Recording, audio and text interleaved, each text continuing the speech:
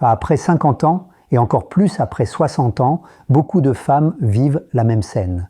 On se regarde dans le miroir, on voit une raie un peu plus visible, une queue de cheval moins épaisse, des cheveux qui semblent plus fins au toucher et parfois une fatigue silencieuse qui va avec. Parce que ce n'est pas juste esthétique, c'est une partie de notre identité. Et quand le volume diminue, on peut se sentir un peu déstabilisé. Alors, avant toute chose, je veux te dire quelque chose de très simple, tu n'es pas seul.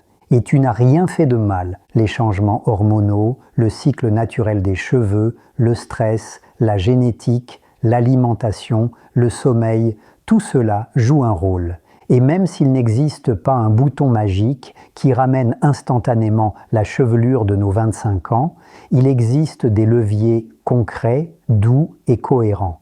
Des leviers qui peuvent aider tes cheveux à être plus forts, plus résistants et parfois à retrouver un peu de densité visuelle, surtout si on corrige des petits manques qui passent inaperçus.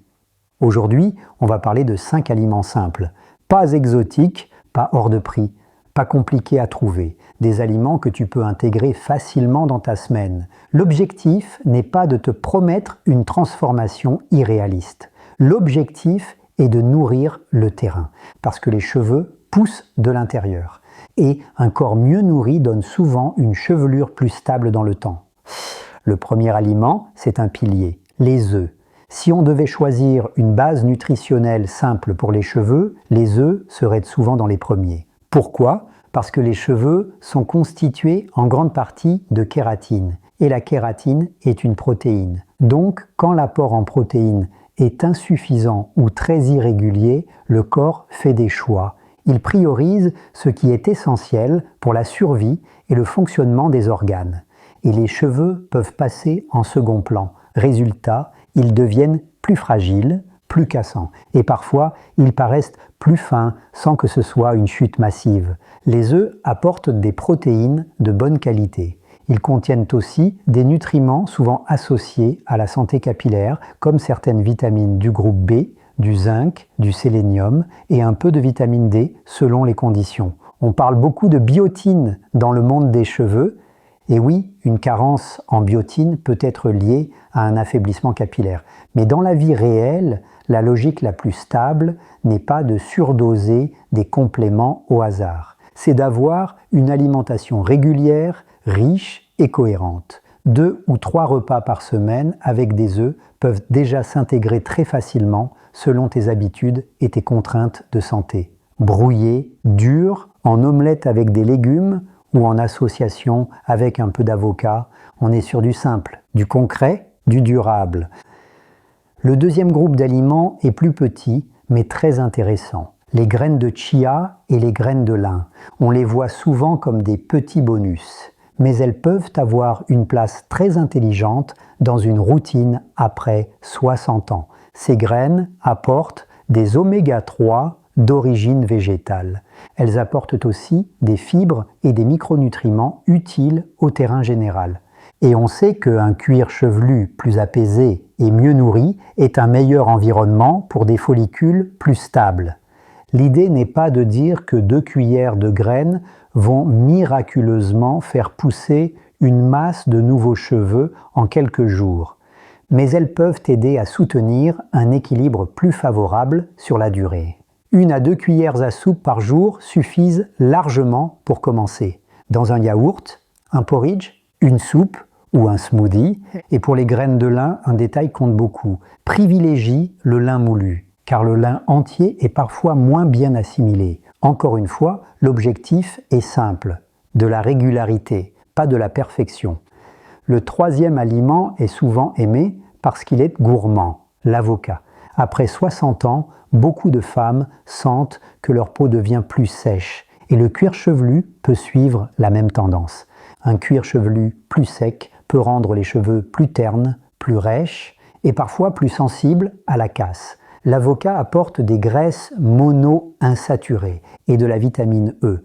Ce n'est pas un médicament capillaire, mais c'est un excellent aliment pour soutenir la qualité du terrain lipidique et le confort général. Et parfois, la densité perçue dépend autant de la qualité de la fibre et de la casse que du nombre exact de cheveux. Un demi-avocat, quelques fois par semaine, peut s'intégrer très facilement sur un toast, avec une salade, ou en association avec des œufs et une poignée de graines. Ce genre de trio est simple, équilibré et cohérent avec une approche cheveux plus énergie plus peau. Le quatrième aliment est peut-être le plus important pour certaines femmes, les épinards et plus largement les légumes verts feuillus. Pourquoi ? Parce qu'ils sont liés à un sujet qui revient souvent dans la chute ou l'affinement capillaire, le fer. La relation exacte entre réserve de fer et cheveux peut varier selon les personnes et les types de chute. Mais ce qu'on observe dans la vraie vie, c'est simple. Quand une femme a un déficit réel en fer et qu'il est corrigé de façon appropriée, les cheveux peuvent parfois mieux se stabiliser. Et c'est particulièrement pertinent après la ménopause, quand certaines femmes pensent qu'elles sont à l'abri d'un manque parce qu'elles n'ont plus de règles. Or, le fer peut rester bas pour d'autres raisons. Les épinards apportent du fer, du folate et d'autres vitamines utiles au renouvellement cellulaire. Ils apportent aussi de la vitamine A qui participe à l'équilibre du cuir chevelu. Un point très pratique, le fer d'origine végétale est mieux absorbé quand il est associé à une source de vitamine C. Donc si tu fais des épinards, pense à une association simple. Un peu de tomate, des poivrons, un filet de citron ou quelques baies en dessert. C'est un petit geste, mais c'est exactement ce genre de détail qui rend une routine plus intelligente.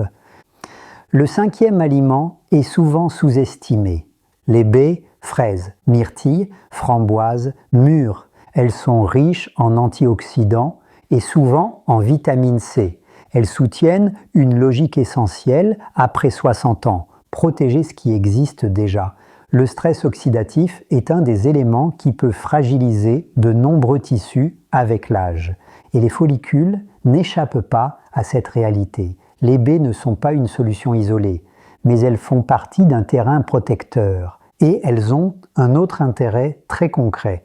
La vitamine C aide aussi l'absorption du fer. Donc si tu travailles déjà l'axe épinards et verdure, une poignée de baies dans la journée complète parfaitement l'approche. Fraîche ou surgelée, dans un bol de yaourt ou en collation, c'est simple et agréable. Et une routine agréable est une routine qu'on garde. Maintenant, on a nos 5 aliments. Œufs, graines de chia et de lin, avocat, épinards, baies. Mais j'aimerais vraiment éviter un piège classique. Le piège du top 5 isolé. Parce que le vrai changement ne vient pas d'un aliment unique. Il vient d'une cohérence globale. Donc je veux te donner quelques conseils supplémentaires, très simples, qui peuvent multiplier l'effet. Premier conseil, assure-toi d'avoir une base de protéines régulière sur la semaine, pas forcément plus qu'il ne faut, mais suffisamment et de façon stable. Œufs, poissons, yaourt grec, légumineuses, volailles, tofu, selon tes préférences, c'est la régularité qui fait la différence. Surtout quand on parle de cheveux matures. Deuxième conseil, prends soin du cuir chevelu comme d'une peau, parce que c'est exactement ce que c'est, un environnement vivant. Et plus le cuir chevelu est irrité, sec ou inflammé, plus le cycle du cheveu peut devenir instable. Une routine douce, un shampoing non agressif, moins de grattage, moins de produits trop irritants. Et si tu as des démangeaisons persistantes ou des plaques, un avis dermatologique peut être très utile. Parce qu'il existe des causes de chute liées à des problèmes de cuir chevelu qui se traitent très bien quand on les identifie correctement. Troisième conseil, réduis la casse. C'est un point énorme, parce que beaucoup de femmes pensent perdre énormément de densité, alors qu'une partie de la perte visible vient aussi de cheveux qui cassent plus vite. Donc, moins de chaleur agressive, moins de brossage brutal sur cheveux mouillés, plus de douceur et des coiffures qui ne tirent pas en permanence sur la racine. C'est un détail, mais sur plusieurs mois, ça change énormément l'apparence générale. Quatrième conseil, surveille les grandes causes silencieuses. Si la chute est brutale ou si la densité diminue très vite ou si tu observes un changement marqué de la raie ou des tempes, il peut être utile de faire un point médical. Parfois, un professionnel proposera un bilan ciblé, fer, vitamine D, thyroïde et d'autres paramètres selon le contexte, parce que la meilleure stratégie nutritionnelle du monde ne peut pas compenser entièrement un déficit important ou un trouble hormonal non repéré. Donc là, le mot-clé est simple, clarté, pas panique, juste clarté. 5e conseil, pense aussi au sommeil et au stress. Les cheveux sont sensibles au rythme de vie. Certains épisodes de chute diffuse sont clairement favorisés par du stress prolongé, une fatigue profonde ou un choc physiologique. Ce n'est pas dans la tête, c'est biologique. Donc une routine qui soutient le repos, l'activité douce et une meilleure stabilité émotionnelle peut aussi indirectement aider ta chevelure.